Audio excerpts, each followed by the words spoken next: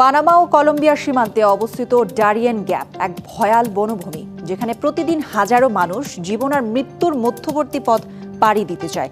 তাদের লক্ষ্য একটাই, যুক্তরাষ্ট্রে পৌঁছানো। কিন্তু এই বিপজ্জনক যাত্রাপথে অনেকেরই গন্তব্যে পৌঁছানো হয়ে ওঠে না।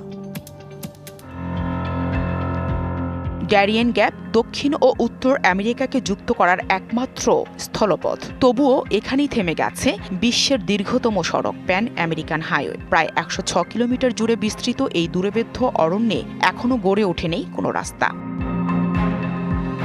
1936 সালে শুরু হওয়া প্যান আমেরিকান হাইওয়ে প্রকল্প আজও অসম্পূর্ণ, আর তার একমাত্র কারণ ডারিয়েন গ্যাপ, এক বনাঞ্চল যা এখনও প্রকৃতির দখলে। পরিবেশবিদরা দীর্ঘদিন ধরেই সতর্ক করে আসছেন, এই অঞ্চলে সড়ক নির্মাণ মানে হবে বিরল জীববৈচিত্র্যের মারাত্মক বিপর্যয়। জায়গাটি দুই মহাদেশের মিলন বিন্দু, কিন্তু এখানে প্রকৃতি নিয়ন্ত্রণ করে সবকিছু।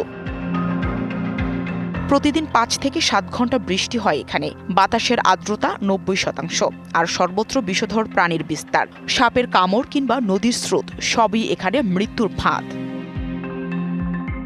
অনেকেই নিজের কাপড়ে নাম লিখে রাখে যেন মরলে দেহটা অন্তত চিনতে পারে কেউ।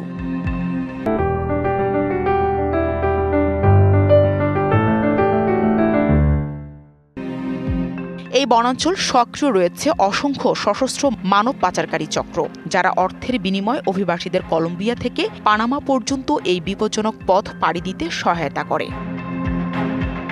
এই ভয়ঙ্কর যাত্রা এখন এক লাভজনক মাইগ্রেশন ইকোনমিতে পরিণত হয়েছে, যেখানে টাকার গন্ধ মিশে গেছে মৃত্যুর সঙ্গে।